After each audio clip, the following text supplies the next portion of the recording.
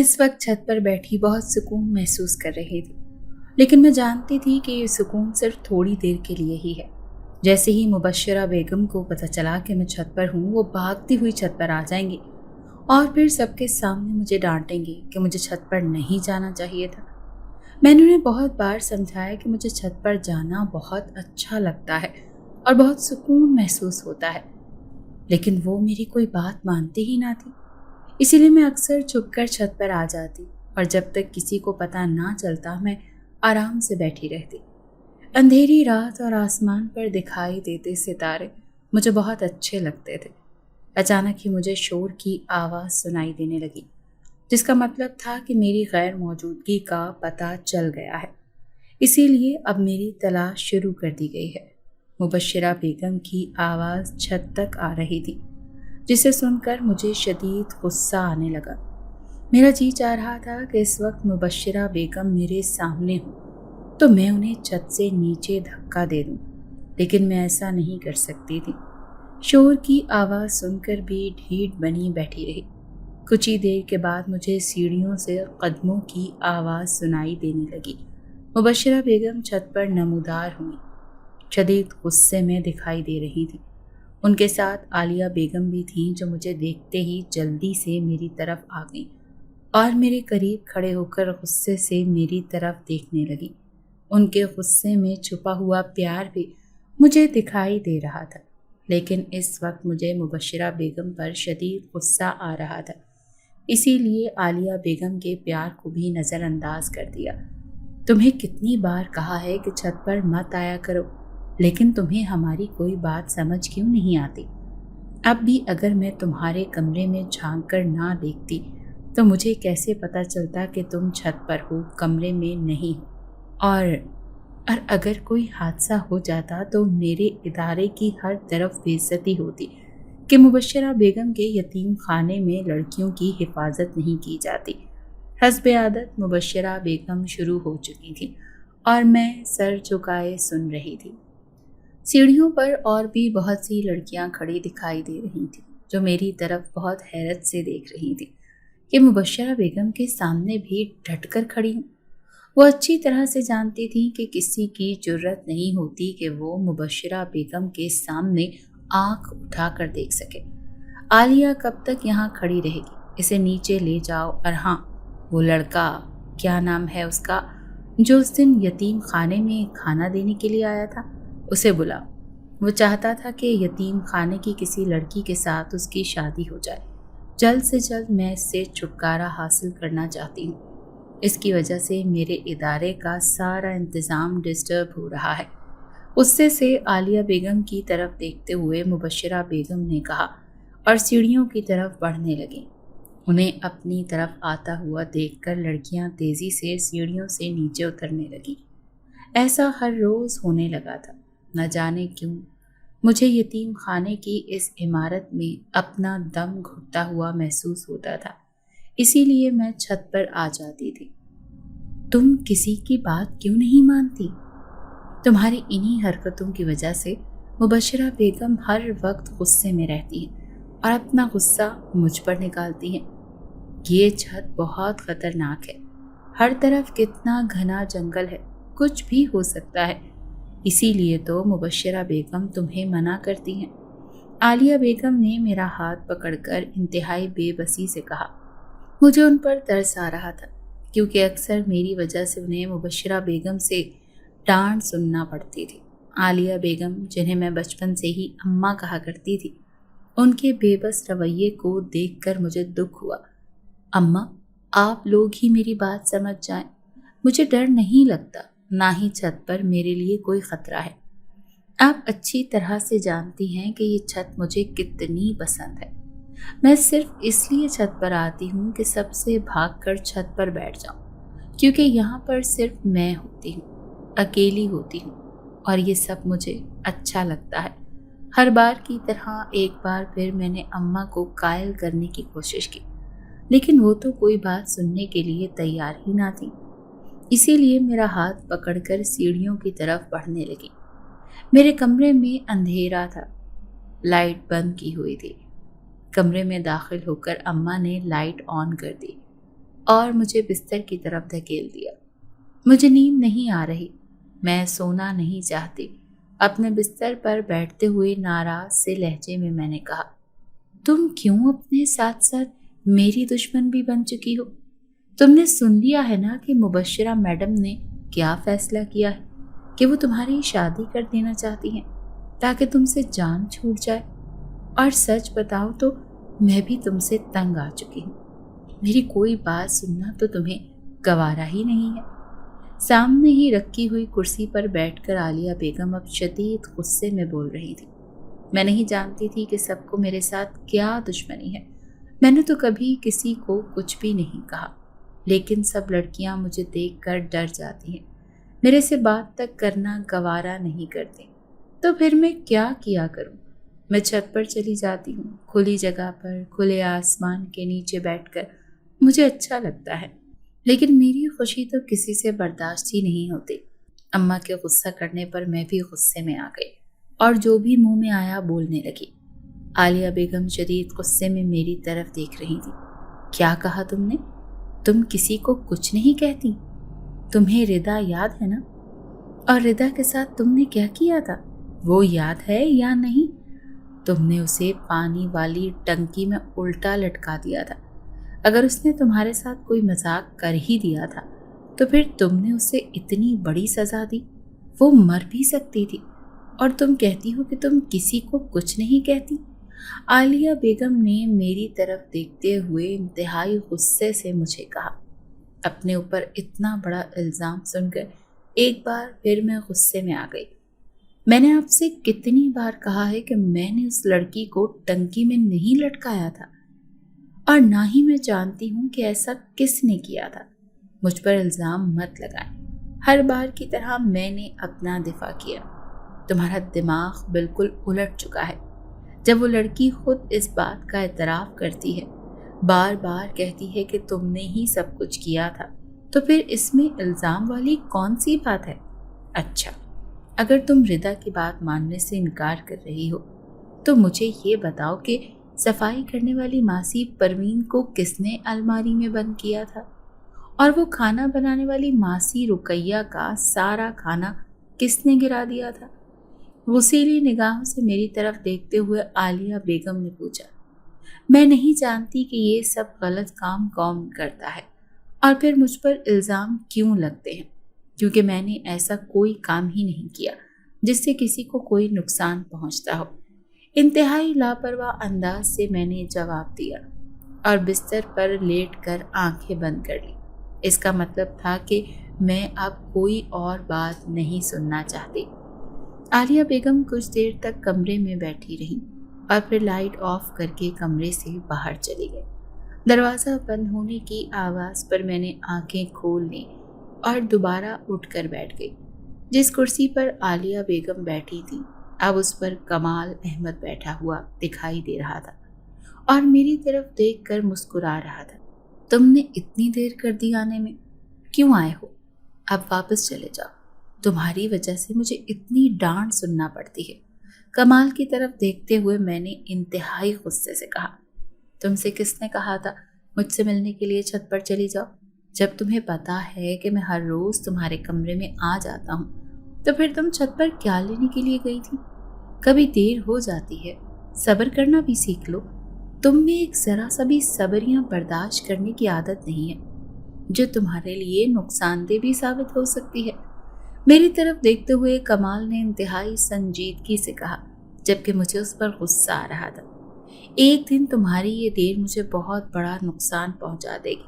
तुमने मुबश्शिरा बेगम का हुक्म नहीं सुना? वो मेरी शादी कर रही हैं, जल्द से जल्द मुझे यहाँ से रुखसत करना चाहती हैं। कमाल की तरफ देखते हुए मैंने इंतहाई गुस्से और बेबसी से कहा। मेरी बात सुनकर कमाल हंसने लगा। हंसते हुए देखकर मुझे मज़ीद गुस्सा आ गया। वो मेरी तरफ देखकर एकदम से संजीदा नजर आने की कोशिश करने लगा, क्योंकि उसने मेरे चेहरे पर फैला हुआ गुस्सा देख लिया था। मुझे इस बात पर हंसी आ रही है कि तुम्हारी मुबश्शिरा बेगम मेरा मुकाबला करेगी। उसे इस बात का इल्म नहीं है कि तुम शहंशाह जन्नात के बेटे शहजादा कमाल अहमद की मोहब्बत हो, और शहजादा कमाल अहमद अपनी मोहब्बत की हिफाजत करना बहुत अच्छी तरह से जानता है, कमाल ने इंतहाई लापरवाह अंदाज से कहा। उसकी बात सुनकर मेरे चेहरे पर मुस्कुराहट आ गई। मेरे लिए ये एहसास बहुत खुशनुमा था कि मैं शहंशाह जिन्नात के बेटे शहजादा कमाल की पसंद हूँ। मुझे अपने साथ अपनी दुनिया में ले जाओ। मैं यहाँ पर नहीं रहना चाहती, क्योंकि ये दुनिया मुझे बिल्कुल भी पसंद नहीं है। ये लोग मेरे दुश्मन हैं, मेरी खुशियों के दुश्मन हैं। मैं बेबस निगाहों से कमाल अहमद की तरफ देखते हुए कहने लगी, तुम परेशान मत हो, बहुत जल्द मैं तुम्हें अपने साथ अपनी दुनिया में ले जाऊंगा, क्योंकि वहाँ पर भी कोई तुम्हारा मुंतज़िर है। कमाल अहमद ने संजीदा निगाहों से मेरी तरफ देखते हुए कहा। उसकी बात सुनकर मैं चौंक गई थी। वहाँ पर मेरा मुंतज़िर कौन है? क्या तुमने अपने वालिदैन से मेरे बारे में बात कर ली है? हैरान होते हुए मैंने उससे पूछा तो वो मुस्कुराने लगा। बहुत जल्द तुम्हें सब कुछ पता चल जाएगा, बस तुमने परेशान नहीं होना और यहाँ पर किसी को भी तंग नहीं करना। लड़ाई झगड़ा करना अच्छी बात नहीं, कमाल अहमद ने मुझे समझाते हुए कहा। इस वक्त आलिया बेगम कमरे का दरवाज़ा खोलकर अंदर दाखिल हुई और हैरान नज़रों से मेरी तरफ देखने लगी। उनके चेहरे पर इंतहाई खौफ के तासुरात दिखाई दे रहे थे। कुर्सी पर अब कमाल अहमद दिखाई नहीं दे रहा था। आलिया बेगम कमरे में इधर उधर देखने लगी। कौन था कमरे में जिससे तुम बातें कर रही थी? आलिया बेगम ने मुझसे पूछा तो मैं मुस्कुराने लगी। तलाश कर लें, अगर कोई कमरे में मौजूद हुआ तो आपको भी नजर आ जाएगा, मैंने लापरवाह अंदाज से कहा। मैंने तुम्हारे कमरे की लाइट बंद कर दी थी, फिर तुमने इसे क्यों ऑन किया? और मुझे सच सच बता दो कि तुम्हारे अलावा कमरे में कौन है? मैं यहाँ से बाहर गुजर रही थी तो तुम्हारी बातों की आवाज़ सुनाई दी। मुझे यकीन है कि इस कमरे में कोई मौजूद है। आलिया बेगम ने एक ही सांस में मुझसे बहुत कुछ पूछ लिया था। उनकी बदहवासी पर मुझे हंसी आ रही थी। एक छोटा सा कमरा तो मुझे दिया हुआ था, उस पर भी आपको शक हो रहा है? तो क्यों नहीं कमरे की तलाशी ही ले लेते? देखे ना, इस कुर्सी के नीचे कौन बैठा हुआ है, और यहाँ उस छोटे से बेड के नीचे ही झांक कर देख लें। अगर कोई कमरे में हुआ तो आपको दिखाई दे जाएगा। अपनी मुस्कुराहट को छुपाते हुए मैंने गुस्से से कहा। आलिया बेगम आपकी बेयकीन निगाहों से मेरी तरफ देख रही थी। वो मुझे आराम से सोने का कहकर कमरे से चली गई। जाते जाते वो लाइट बंद करना ना भूली। उनके जाने के बाद भी मैं बिस्तर पर सोने के लिए लेट गई। कुछ अर्सा पहले मैं बाकी सब लड़कियों के साथ सोया करती थी, फिर न जाने मेरे कमरे में रहने वाली लड़की को मेरी वजह से कौन कौन सी तकलीफ़ें उठाना पड़ी कि उन्होंने यतीम खाने की इंतज़ामिया से इस बात का मुतालबा कर दिया कि वो नूर बानो के साथ कमरा शेयर नहीं करेंगी। मजबूरन आलिया बेगम ने मुझे इस छोटे से कमरे में मुंतकिल कर दिया। मुझे किसी की कोई परवाह नहीं थी। मैं खुद भी इन लड़कियों के साथ रहना नहीं चाहती थी। अकेले कमरे में मुझे कमाल से बातें करने में कोई मसला नहीं होता था, इसीलिए मैं तो बहुत खुश थी। लेकिन यतीम खाने की बाकी लड़कियां न जाने मुझसे क्यों खुश नहीं थी। मुझे देखते ही डर जाती, यहाँ तक के कोने में छुप जाती। कभी कभी तो मुझे उन पर गुस्सा आता था। सिर्फ आलिया बेगम ही थी जो मुझे एक माँ की तरह मोहब्बत करती थी। मेरे जहन में अक्सर अपने वालिदैन के हवाले से ख्यालात आते रहते थे। न जाने वो कौन थे कि अपने जिगर के टुकड़े को कैसे फेंक दिया, क्योंकि मेरे वालिदैन के बारे में कोई भी कुछ नहीं जानता था। यतीम खाने के माली बाबा फजल दीन को भी मुझसे बहुत मोहब्बत थी, क्योंकि एक रोज़ रात के वक्त फजल बाबा अपने क्वार्टर में सो रहे थे तो उन्हें किसी बच्चे के रोने की आवाज़ सुनाई दी। कुछ देर तक तो वो सोने की कोशिश करते रहे, लेकिन बच्चे के रोने की आवाज़ मुसलसल आ रही थी, इसीलिए वो कमरे से बाहर निकला। उन्हें अंदाज़ा हुआ कि आवाज़ यतीम खाने की इमारत के बाहर से आ रही है। जब वो गेट से बाहर निकले तो उन्होंने देखा कि यतीम खाने के मेन गेट के करीब ही एक बच्ची ज़मीन पर पड़ी हुई है और शिद्दत से रो रही है। रात का अंधेरा था, इसीलिए उन्हें सही से दिखाई नहीं दिया और बच्ची को उठा कर लिया और आलिया बेगम के हवाले कर दिया। और बच्ची कोई और नहीं, मैं थी। सिर्फ चंद घंटों की, जब मेरे वालिदैन मुझे यतीम खाने के दरवाजे पर फेंक गए। मैंने अपने वालिदैन के बारे में जानने की बहुत कोशिश की, लेकिन आज तक मैं उनके बारे में कोई मालूमात हासिल न कर सकी। आलिया बेगम तो मुझसे बहुत प्यार करती थी, लेकिन मुबश्शरा बेगम जो कि इस यतीम खाने की मालकन थी, उन्हें न जाने मुझसे क्या दुश्मनी थी कि मुझे देखते ही उन्हें गुस्सा आ जाता था। और ये मैं बचपन से देखती आ रही थी। عالیہ بیگم کوشش کیا کرتی تھی کہ میں مبشرہ بیگم کے سامنے نہ جاؤں، لیکن مجھے انہیں چھیڑنے میں بہت مزہ آتا تھا، جس پر وہ شدید غصے میں آ جاتی تھی اور اپنا سارا غصہ عالیہ بیگم پر نکالا کرتی تھی۔ اکثر عالیہ بیگم کو کہتی تھی کہ میں نے تم سے کہا تھا کہ اس بچی کو کسی دوسرے ادارے کے حوالے کر دو، کسی ایسے جوڑے کو دے دو جنہیں اولاد کی خواہش ہو، لیکن نہ جانے تمہیں اس کے ساتھ کیا محبت تھی کہ اسے کہیں نہ جانے دیا، اور اب خود ہی دیکھ لو یہ ہمارے لیے کتنی مصیبتیں پیدا کرتی ہے۔ عالیہ بیگم اس وقت سر جھکا لیتی تھی۔ مجھے اپنے والدین کے بارے میں جاننے کا بہت تجسس تھا۔ مجھے ان سے ذرا برابر بھی محبت نہیں تھی، بلکہ شدید قسم کی نفرت تھی، جنہوں نے مجھے رات کے اندھیرے میں پھینک دیا۔ بھلا مجھے ان سے کیسے محبت ہو سکتی تھی؟ لیکن میں صرف ان سے یہ جاننا چاہتی تھی کہ انہوں نے مجھے غیروں کی طرح کیوں پھینک دیا، اپنے سینے سے لگا کر کیوں نہ رکھا۔ ان سے مل کر صرف یہ جاننا چاہتی تھی۔ اسی لیے اکثر عالیہ بیگم سے اپنے والدین کے بارے میں پوچھنے کی کوشش کرتی رہتی تھی، یہاں تک کہ بابا فضل دین سے بھی مجھے جاننے کی کوشش تھی، لیکن وہ دونوں بھی تو میرے والدین کے بارے میں نہیں جانتے تھے۔ جب سے کمال احمد میری زندگی میں آیا تھا میں کچھ مطمئن سی ہو گئی تھی۔ اب میں نے یتیم خانے کی باقی لڑکیوں کی طرف توجہ دینا چھوڑ دی تھی، کیونکہ مجھے کسی کی کوئی پرواہ نہیں تھی۔ ایک روز میں چھت پر بیٹھی ہوئی تھی۔ سیاہ اندھیری رات میں مجھے ہر طرف تلاش کیا جا رہا تھا۔ چھت پر بھی مجھے تلاش کیا گیا، لیکن اندھیرا ہونے کی وجہ سے میں دکھائی نہ دی۔ اسی لیے میں بہت خوش اور مطمئن تھی کہ سب مجھے تلاش کرتے رہیں گے، لیکن میں کسی کو بھی دکھائی نہیں دوں گی۔ اس روز اچانک ہی کمال احمد میرے سامنے نمودار ہوا، جسے دیکھ کر مجھے بہت خوف محسوس ہوا، لیکن وہ انتہائی خوبصورت نوجوان تھا۔ اسی لیے اس نے مجھ سے وعدہ لیا کہ میں اس کے بارے میں کسی کو کچھ بھی نہیں بتاؤں گی، کیونکہ وہ انسان نہیں ہے بلکہ ایک جن زادہ ہے۔ وہ یتیم خانے کی چھت پر سے گزر رہا تھا جب اچانک ہی اس کی نگاہ مجھ پر پڑی تو وہ میرے پاس آ کر ٹھہر گیا۔ مجھے یہ جان کر بہت حیرت ہوئی کہ وہ انسان نہیں ہے بلکہ جنات سے تعلق رکھتا ہے۔ اس نے مجھے بتایا کہ وہ شہنشاہ جنات کا بیٹا ہے اور اس وقت اکیلا نہیں بلکہ اس کے ساتھ اس کے سپاہی بھی ہیں جو ہر وقت اس کی حفاظت کرتے ہیں۔ یہ سن کر مجھے بہت ڈر لگنے لگا کہ میرے آس پاس بہت سے جنات موجود ہیں، لیکن کمال احمد نے مجھے تسلی دی کہ وہ جنات میرا کچھ بگاڑ نہیں سکتے۔ اب تو میں ہر روز شام ہوتے ہی کمال احمد کا انتظار کرنے لگتی اور سب کی نظروں سے بچ کر چھت پر چلی جاتی۔ عالیہ بیگم، مبشرہ بیگم اور فضل دین بابا سب مجھے سمجھاتے کہ چھت پر مت جایا کرو، یہاں آس پاس بہت گھنا جنگل ہے۔ اب تو میں ہر روز شام ہوتے ہی کمال احمد کا انتظار کرنے لگتی اور سب کی نظروں سے بچ کر چھت پر پہنچ جاتی۔ عالیہ بیگم، مبشر بیگم اور فضل دین بابا سب مجھے سمجھاتے کہ چھت پر مت جایا کرو، یہاں آس پاس بہت گھنا جنگل ہے، درختوں پر جنات بسیرا کرتے ہیں اور کبھی کبھی وہ انسانوں کو تنگ بھی کرنے لگ جاتے ہیں۔ لیکن میں انہیں یہ نہیں بتا سکتی تھی کہ ایک جن تو میرے عشق میں گرفتار ہو چکا ہے، اب مجھے کسی اور کی پرواہ نہیں ہے۔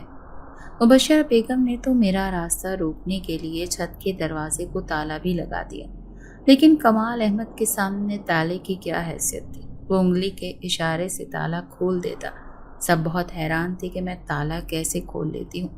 میں کسی کو جواب دینے کی پابند نہیں تھی، اسی لیے خاموش رہتی۔ عالیہ بیگم اکثر مجھے سمجھاتی تھی کہ اگر میں مبشرہ بیگم کی بات نہیں سنوں گی تو وہ بہت جلد میری شادی کر دیں گی، لیکن میں جانتی تھی کہ جب تک کمال احمد نہیں چاہے گا میری شادی نہیں ہو سکتی، اسی لیے میں مطمئن تھی۔ رات کو میں دیر سے سوئی تھی، لیکن صبح میری آنکھ وقت پر کھل گئی۔ مجھے شدید بھوک لگ رہی تھی۔ ناشتہ کرنے کے لیے میرے کمرے سے باہر نکل آئی۔ بڑے سے ہال میں یتیم خانے کی سب لڑکیاں ناشتہ کرنے میں مصروف تھیں۔ مجھے دیکھتے ہی سب کے کھاتے پیتے ہاتھ رک گئے تھے اور وہ خوفزدہ نظروں سے میری طرف دیکھنے لگی تھی۔ ہر طرف خاموشی چھا گئی تھی۔ عالیہ بیگم جلدی سے کچن سے باہر نکل آئی اور میری طرف دیکھ کر مسکرانے لگی۔ یہ کمرے میں جا کر بیٹھوں، میں تمہارے لیے ناشتہ لے کر آتی ہوں۔ میں نے یتیم خانے کی لڑکیوں کی طرف دیکھنا بھی گوارا نہ کیا اور اپنے کمرے میں واپس آ گئی۔ مجھے ان لڑکیوں پر بہت غصہ آتا تھا۔ بچپن میں ان کے ساتھ کھیلتی آ رہی تھی، لیکن اب یہ مجھ سے ایسے ڈرتی تھیں جیسے میں کوئی انسان نہیں بلکہ दूसरी मखलूक हूँ, इन्हें कोई नुकसान पहुंचा दूंगी। शुरू में इनके रवैये से मुझे बहुत तकलीफ होती थी और फिर मैं इन्हें नुकसान भी पहुंचा देती थी, लेकिन अब मैंने हालात से समझौता कर लिया था। आलिया बेगम मेरे लिए नाश्ता किचन में ले आई। अभी मैं नाश्ते से फारिग हुई थी कि आलिया बेगम एक बार फिर मेरे कमरे में आ गई। वो कुछ परेशान सी दिखाई दे रही थी। तब मुबशरा बेगम ने अपने कमरे में बुलाया है। वो अकेली नहीं है, इस वक्त उनके मेहमान भी मौजूद हैं। तुमने कोई गलत हरकत नहीं करनी, क्योंकि वो मेहमान लड़का एक अमीरज़ादा है जो यतीम खाने में अक्सर खाना देने के लिए आता है। उसने तुम्हें देखा है और वो तुमसे शादी करने का ख्वाहिशमंद है। मुबशरा बेगम ने उसे बुलाया। तुमने उसके सामने हमें शर्मिंदा नहीं करना। उम्मीद भरी निगाहों से मेरी तरफ देखते हुए आलिया बेगम ने कहा, अगर आप कहती हैं तो मैं उस लड़के से मिल लेती हूँ, लेकिन मैं आपको पहले ही बता देती हूँ कि मैं उससे शादी नहीं करूँगी, बल्कि उससे भी क्या, किसी से भी शादी नहीं करूँगी। जब मेरा दिल चाहेगा मैं तब शादी करूँगी। आप मुबशरा बेगम को समझा दें कि उन्हें मेरे लिए तकलीफ़ उठाने की ज़रूरत नहीं है। आलिया बेगम की तरफ देखते हुए मैंने संजीदा से लहजे में कहा, मैंने हमेशा तुम्हें अपनी बेटी समझा है, क्योंकि तुम मेरी गोद में आई तो सिर्फ चंद घंटों की थी। मैंने तुम्हें माँ बनकर पाला है। तुमसे यही उम्मीद करती हूँ कि मुझे किसी अजनबी के सामने शर्मिंदा नहीं करोगी। आलिया बेगम की मोहब्बतें मुझे अच्छी तरह से याद थी। मैं उन्हें कोई तकलीफ़ नहीं देना चाहती थी, इसीलिए उन्हें यकीन दहानी करवाई कि उनके मुअज़्ज़ज़ मेहमान के सामने कोई बदतमीज़ी नहीं करूँगी। मुबशरा बेगम के ऑफिस में पहुंचकर मैंने उस 7 नौजवान को देखा। बहुत खूबसूरत नौजवान था, लेकिन मैं अपने उस दिल का क्या करती जो कमाल अहमद के लिए ही धड़कता था। मुबशरा बेगम ने मेरी तरफ देखकर मुस्कुरा कर कहा कि बैठ जाओ। मैंने आज पहली बार मुबशरा बेगम को यूं मुस्कुरा कर बात करते हुए देखा था, वरना तो वो अक्सर गुस्से में ही रहती थी। साद ने एक नज़र मेरी तरफ देखा और फिर रुख मोड़ लिया। मुझे उम्मीद है कि आलिया बेगम ने तुम्हें साद के बारे में बता दिया होगा। ये तुमसे शादी करना चाहते हैं, इसीलिए तुम्हें बुलाया है। अगर कुछ पूछना चाहती हो तो पूछ लो। साद अब नज़रें झुकाए बैठा था। मैंने इंतहाई धीमे लहजे से कहा कि मेरी माँ ने आपसे पूछ लिया होगा, मुझे कुछ पूछने की ज़रूरत नहीं। मुबशरा बेगम तो मेरी तरफ हैरत से देखने लगी। उन्हें यकीन नहीं आ रहा था कि मैं इतनी सादतमंदी से बात कर सकती हूँ। अचानक एक अजीब व गरीब हादसा रूनुमा हो गया, जिसने सबको खौफज़दा कर दिया। साद के करीब रखी हुई ऑफिस अलमारी अचानक से ज़ोर ज़ोर से झूलने लगी। ऐसा लग रहा था जैसे ये फौरन से गिर जाएगी। हम सब खौफज़दा निगाहों से अलमारी की तरफ देख रहे थे। ऐसा लग रहा था जैसे कोई जानबूझकर उसे आगे पीछे हरकत दे रहा है। फिर अचानक से अलमारी ज़मीन पर गिरी और एक ज़ोरदार धमाका हुआ। शोर की आवाज़ सुनकर माली बाबा और आलिया बेगम कमरे में आ गए। इस शोर में साद की चीखें भी शामिल थीं, क्योंकि अलमारी उसकी टांगों पर गिरी थी। देखने में ही लग रहा था कि उसकी दोनों टांगें पूरी तरह से टूट चुकी हैं। ये मंजर देखकर ही सब बहुत ज़्यादा हैरान और खौफज़दा थे। माली बाबा और चौकीदार अंकल के साथ मिलकर अलमारी को पीछे हटाया गया और साद को सहारा देकर हॉस्पिटल ले गए। अलमारी के पीछे खड़ा कमाल अहमद मुझे नजर आ गया और एक मुस्कुराहट खुद ब खुद ही मेरे होंठों पर आ गई। कमाल अहमद ने ही मुझसे कहा था कि वो मेरी हिफाजत करना अच्छी तरह से जानता है, और उसने ये साबित भी कर दिया था। मुझे पूरा यकीन हो गया था कि आज के बाद आलिया बेगम या मुबशरा बेगम कभी भी मुझे शादी के लिए मजबूर नहीं करेंगी, क्योंकि उन्हें इस अंजाम नज़र आ रहा था। मुबशरा बेगम तो दोनों हाथों से सर थाम कर बैठ गईं। आलिया बेगम बेयकीन निगाहों से मेरी तरफ देख रही थी। कांधे उचकाए हुए मैं अपने कमरे में आ गई। इसमें मेरा तो कोई कसूर नहीं था, ना ही मैंने कुछ किया था। मैंने बाकी लड़कियों को देखा तो वो इस वक्त बहुत ज़्यादा डरी सहमी थी, और मुझे देखकर तो उनके चेहरे पर और भी खौफ दिखाई देने लगा। मुझे किसी की परवाह नहीं थी, इसीलिए मैं अपने कमरे में आ गई। इस यतीम खाने में मैंने आँख खोली थी। मेरे साथ यही लड़कियाँ थीं जिनके साथ मैं बचपन में खेला करती थी, लेकिन अब ये सब मुझसे बहुत ज़्यादा डरती थी। मैं भी किसी को ज़्यादा मुंह नहीं लगाती थी। अगर इन्हें ये पसंद नहीं था तो मैं भी زبردستی سے ان کے درمیان گھسنے کی کوشش نہیں کرتی تھی۔ شام ہو گئی تھی اور میرے کمرے میں کوئی بھی نہیں آیا، یہاں تک کہ عالیہ بیگم بھی آج دن کے کھانے پر مجھے بلانے نہیں آئی۔ کمال احمد کا جتنا بھی شکریہ ادا کرتی کم تھا، کیونکہ وہ میرے کمرے میں آ گیا تھا اور میرے لیے بہت مزے کا کھانا بھی لایا تھا۔ اگر میں یتیم خانے والوں کے رحم و کرم پر ہوتی تو اس وقت بھوکی بیٹھی ہوتی۔ جب میں اپنے کمرے سے باہر نکلی تو ابھی کھانے کا وقت نہیں ہوا، کیونکہ ڈائننگ ٹیبل خالی تھا۔ لڑکیاں ادھر ادھر گھوم رہی تھیں اور کچن میں سے برتنوں کی آوازیں آ رہی تھیں، جس کا مطلب تھا کہ کھانا بن رہا ہے۔ کچن رہائشی حصے سے کچھ فاصلے پر بنا ہوا تھا۔ آرام سے قدم اٹھاتے ہوئے میں کچن کی طرف بڑھنے لگی۔ کچن کے دروازے پر پہنچ کر میرے قدم رک گئے۔ آج مبشرہ بیگم بھی کچن میں موجود تھی اور عالیہ بیگم بھی کچن میں ایک کرسی پر بیٹھی ہوئی بہت ہی پریشان دکھائی دے رہی تھی۔ ایسا لگ رہا تھا کہ ان کی صحت بالکل بھی ٹھیک نہیں ہے۔ میں نے تمہیں کہا تھا نا کہ اس لڑکی کو یتیم خانے میں رکھنا خطرے سے خالی نہیں ہوگا۔ آج تم نے خود ہی دیکھ لیا ہے۔ میں نے تم سے کتنی بار کہا تھا کہ یہ لڑکی وہ نہیں ہے جو نظر آتی ہے، لیکن تمہاری آنکھوں پر تو اس کی پیار کی پٹی بندھی ہوئی تھی۔ میری باتیں تمہیں بہت بری لگتی تھی۔ اب تم خود ہی دیکھ لو، اپنی آنکھوں سے سب کچھ دیکھا ہے نا؟ کیا اب بھی میری بات پر یقین نہیں ہے؟ مبشرہ بیگم انتہائی غصے سے بول رہی تھی اور عادت کے مطابق عالیہ بیگم کو ڈانٹ رہی تھی۔ اب بالکل ٹھیک کہہ رہی ہیں، لیکن میرا دل اتنا مضبوط نہیں تھا کہ میں ایک چھوٹی سی بچی کو کسی انجان کے حوالے کر دیتی، یہ جانتے ہوئے بھی کہ وہ عام انسانوں سے مختلف ہے۔ آپ کو یاد ہوگا کہ میں اسے سب سے چھپا کر رکھتی تھی، لیکن آہستہ آہستہ سب کچھ نارمل ہو گیا۔ اس کی بڑی بڑی آنکھیں اور خوفناک چہرہ عام انسانوں جیسا دکھائی دینے لگا، تو میں اسے یتیم خانے کی باقی لڑکیوں کے ساتھ ایک ہی کمرے میں بیڈ پر بچھا دیا۔ آپ دیکھتی آ رہی ہیں نا کہ وہ بالکل نارمل اور ایک انسان کی بچی تھی۔ میں نہیں جانتی کہ اب اسے کیا ہو گیا، لیکن مجھے یقین ہے کہ اس نے کچھ بھی نہیں کیا، کیونکہ اس نے مجھ سے وعدہ کیا ہے وہ ایسا کچھ بھی نہیں کرے گی جس سے کسی کو کوئی تکلیف پہنچے۔ عالیہ بیگم حسب عادت میرا دفاع کر رہی تھی۔ میرے ذہن میں مبشرہ بیگم کی باتیں گونجنے لگیں۔ نہ جانے کیوں وہ مجھے اپنے یتیم خانے میں نہیں رکھنا چاہتی تھی۔ اس وقت تو میں نے کوئی بات کرنا مناسب نہیں سمجھا، کیونکہ میڈم مبشرہ بہت غصے میں تھی اور اسی لیے میں اپنے کمرے میں واپس آ گئی۔ میں عالیہ بیگم کا انتظار کرتی رہی، لیکن وہ میرے کمرے میں نہیں آئی۔ یہاں تک کہ مجھے تو کسی نے کھانے کا بھی نہیں پوچھا تھا، اس سے پہلے کہ میں خود ہی کھانے کی تلاش میں کمرے سے باہر جاتی۔ میرے کمرے کے دروازے پر دستک دی گئی۔ عالیہ بیگم تو دستک دیے بغیر ہی کمرے میں آ جاتی تھی۔ نہ جانے اس وقت دروازے پر کون تھا۔ میں نے دروازہ کھول کر دیکھا تو میرے جیسی ہی دو لڑکیاں دروازے پر کھڑی ہوئی تھیں۔ جلدی سے کھانے کی ٹرے میری طرف بڑھائی اور بھاگ گئی۔ سبھی مجھ سے بہت زیادہ ڈرتی تھیں۔ مجھے تو بھوک لگی ہوئی تھی، اسی لیے کسی پر توجہ نہ دی اور کھانا کھانے لگی۔ کھانے سے فارغ ہو کر میں برتن اٹھا کر کمرے سے باہر نکل آئی۔ اس وقت ہر طرف خاموشی چھائی ہوئی تھی اور کچھ بھی دکھائی نہیں دے رہا تھا، کیونکہ آج یتیم خانے کے اس رہائشی حصے کی لائٹ بھی جلد ہی بند کر دی گئی تھی۔ نہ جانے کیوں سب لڑکیاں بہت ہی جلدی اپنے اپنے کمروں میں چلی گئی تھیں۔ کچن میں دو ملازم کام کر رہے تھے۔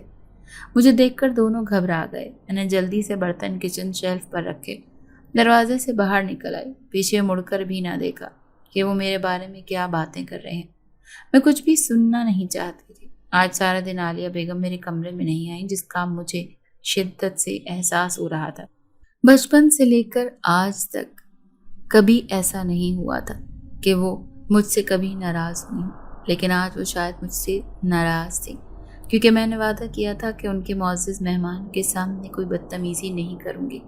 میں نے اپنا وعدہ پورا کیا تھا، میں نے کچھ نہیں کیا، لیکن نہ جانے کیوں انہیں ایسا لگ رہا تھا کہ میں نے ہی ساتھ پر الماری پھینکی ہے، کہ میں تو بہت دور بیٹھی ہوئی تھی۔ عالیہ بیگم کا بھی اس دنیا میں کوئی نہ تھا، اسی لیے ان کی رہائش بھی یتیم خانے کے اندر ہی تھی۔ میرا دل بہت بے چین ہو رہا تھا۔ میں اس وقت ان سے ملنا چاہتی تھی۔ میرے ذہن میں بہت سے سوالات تھے جن کا جواب صرف عالیہ بیگم ہی دے سکتی تھی، اسی لیے میں ان کے بیڈ روم کی طرف چل پڑی۔ ان کے کمرے کے دروازے پر رک کر میں نے دستک دی۔ کچھ دیر کے بعد انہوں نے کمرے کے اندر آنے کی اجازت دے دی۔ میں دروازہ کھول کر کمرے میں داخل ہوئی تو وہ اپنے بیڈ پر بیٹھ کر ہاتھ میں تسبیح پکڑے وظائف میں مصروف تھی۔ مجھے دیکھتے ہی حیرت کا اظہار کیا۔ इस वक्त तुम मेरे कमरे में क्या कर रही हो? नाराज लहजे से उन्होंने पूछा। आप मुझसे क्यों नाराज हैं? आपने जैसा कहा था मैंने तो वैसा ही किया।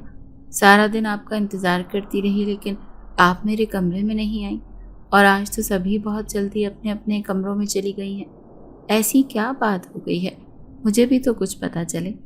उसके कहे बगैर ही कुर्सी पर बैठते हुए मैंने शिकवा करते हुए कहा, अब भी मैं गलती पर हूँ। तुम कह रही हो कि तुमने कुछ नहीं किया, जबकि तुमने आज हमारे मेहमान के साथ क्या किया? क्या तुम्हें याद नहीं? इंतहाई नाराज लहजे में आलिया बेगम ने मुझे कहा तो मैं हैरत से उनकी तरफ देखने लगी। आप क्या कह रही हैं? मैंने तो कुछ भी नहीं किया, मैं तो आराम से बैठी हुई थी। आप देख रही थी कि मैंने मुबश्शिरा बेगम और साथ किसके साथ कोई गलत बात भी नहीं की। तो आप नाराज ना करना चाहती थी, लेकिन फिर भी आप मुझे इल्ज़ाम दे रही हैं। आलिया बेगम की बात सुनकर इंतहाई दुख भरे लहजे से मैंने कहा, मैं नहीं जानती कि कौन गलत है और कौन नहीं, लेकिन आज जो कुछ भी हुआ वो बहुत गलत हुआ। साद न सिर्फ हमारा मेहमान था, बल्कि वो यहाँ की यतीम बच्चियों के लिए अक्सर ज़कात वगैरह भी देता रहता था। अब न जाने क्या होगा। अगर ऐसा ही होता रहा तो यतीम खाने का इंतज़ाम चलाना बड़ा मुश्किल हो जाएगा। हाथ में पकड़ी हुई तस्बीह की तरफ मुतवज्जे होते हुए आलिया बेगम ने कहा, आज वो सिर्फ मेरी तरफ देख ही नहीं रही थी, ये उनकी नाराज़गी का इजहार था। मैं उनके करीब आकर बैठ गई तो वो हैरत से मेरी तरफ देखने लगी। मैं आपसे कुछ पूछना चाहती हूँ, अगर आप मुझे सच सच बताएं। मेरी बात सुनकर आलिया बेगम के चेहरे पर हैरत के तासुरात दिखाई देने लगे, लेकिन जल्द ही उन्होंने खुद पर काबू पा लिया। तस्बीह की तरफ मुतवज्जे होते हुए कहा, पूछना चाहती हूँ ऐसा कौन सा राज है जिसके बारे में तुम जानना चाहती हो? उनका लहजा बहुत नॉर्मल था, लेकिन मुझे न जाने क्यों ऐसा महसूस हो रहा था कि उनके पास कोई एक ऐसा राज है जिसके बारे में मैं नहीं जानती। कुछ लम्हे सोचने के बाद मैंने कहा, जब मुबश्शिरा बेगम ने आपसे कहा था कि आप मुझे किसी भी बेऔलाद जोड़े के हवाले कर दें या किसी दूसरे इदारे में भेज दें, तो आपने ऐसा क्यों नहीं किया था? और मुबश्शिरा बेगम मुझे इस यतीम खाने से क्यों भेजना चाहती थी? आलिया बेगम ने सर उठाकर मेरी तरफ देखा और दोबारा से निगाहें झुका ली। मुझे ऐसा महसूस हुआ कि वो मुझसे कुछ छुपा रही हैं। ऐसी कोई बात नहीं है। मैं नहीं जानती कि तुमने ये किसने कहा, लेकिन तुम तो हमारे लिए बहुत प्यारी बच्ची थी। यतीम खाने का सारा अमला तुम्हारा बड़ा ख्याल रखता था। आलिया बेगम का जवाब सुनकर तंज़िया अंदाज में मैं हंसने लगी। मैं सब कुछ जानती हूँ।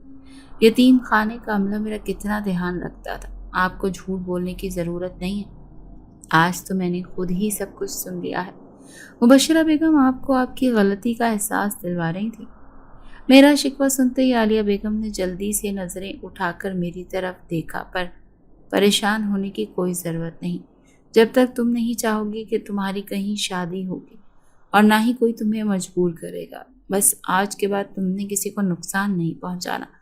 वो मुझे तसल्ली देने की कोशिश कर रही थी, लेकिन उनकी बात सुनकर मुझे बहुत हैरत हो रही थी।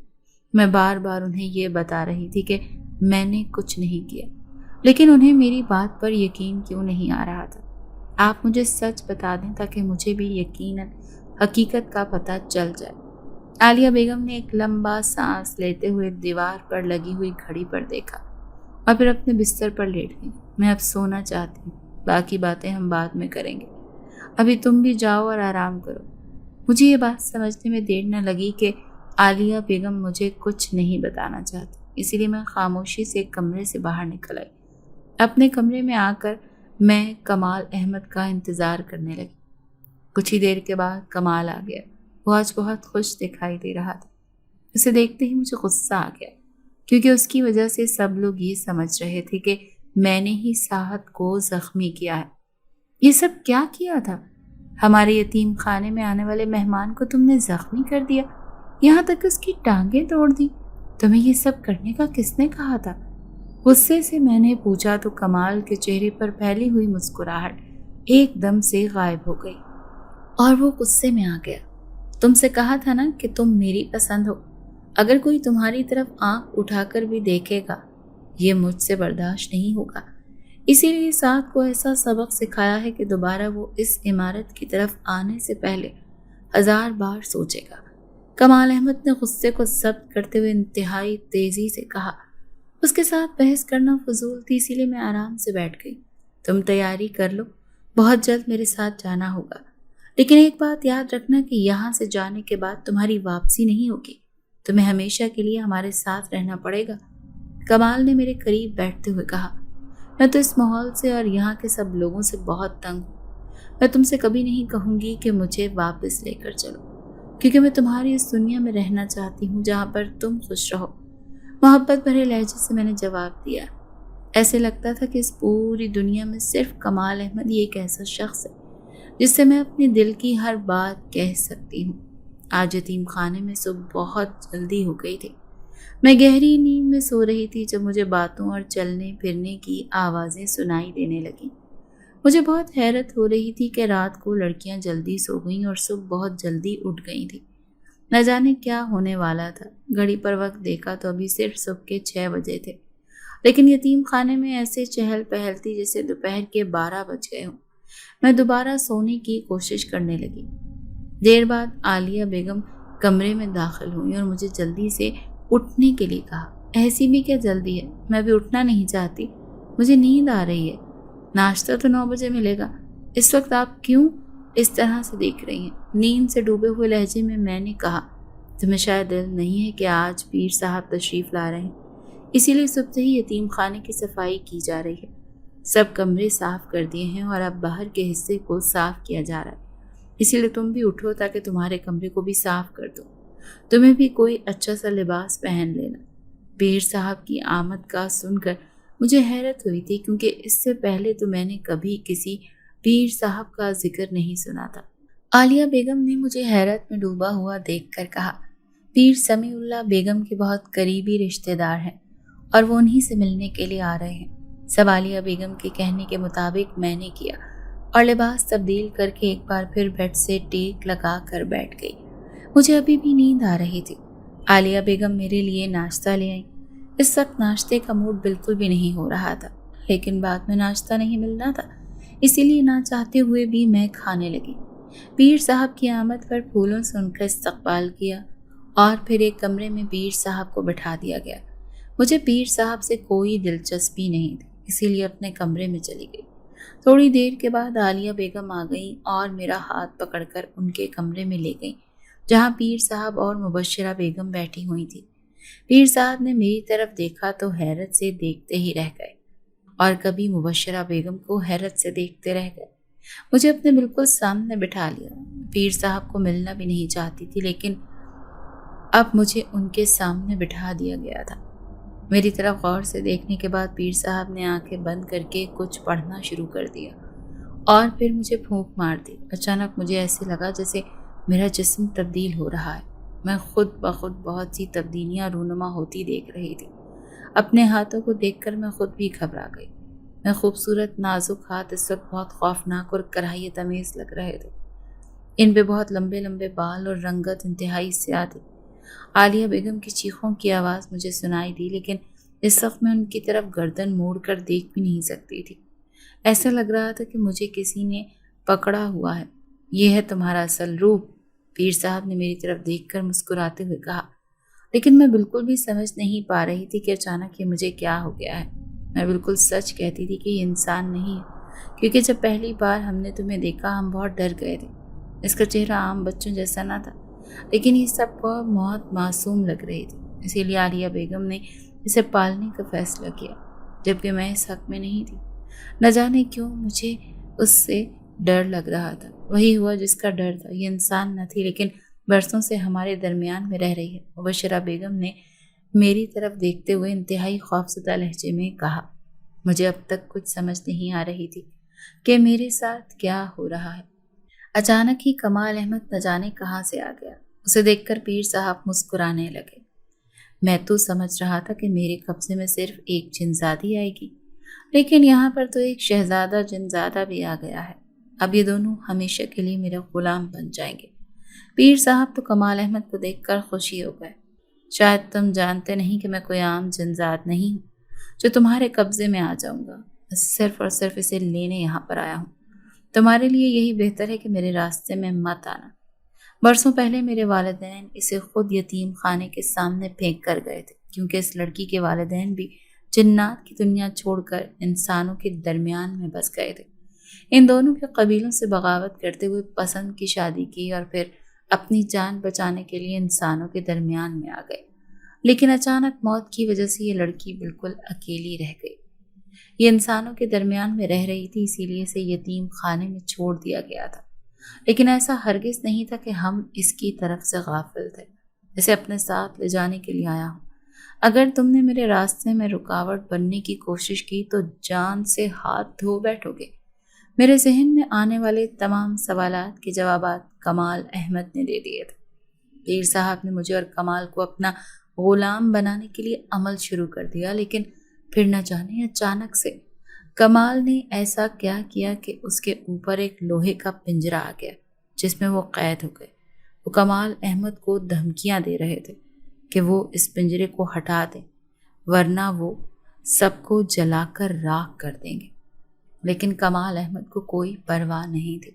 اب وہ ایک ایسی قید میں تھے جس سے باہر بھی نہیں نکل سکتے تھے۔ کمال احمد نے عالیہ بیگم کا شکریہ ادا کیا جس نے ہمیشہ میرا بہت خیال رکھا تھا۔ میں اپنے انسانی روپ میں تھی، اسی لیے عالیہ بیگم کے گلے سے لگ گئی۔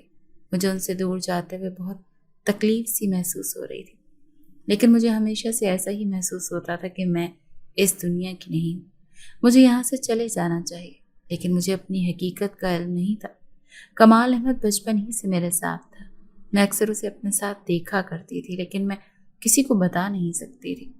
جب سب مجھے اکیلے باتیں کرتے ہوئے دیکھتے تو پاگل سمجھتے تھے، نہ جانے کیا کیا کہتے تھے۔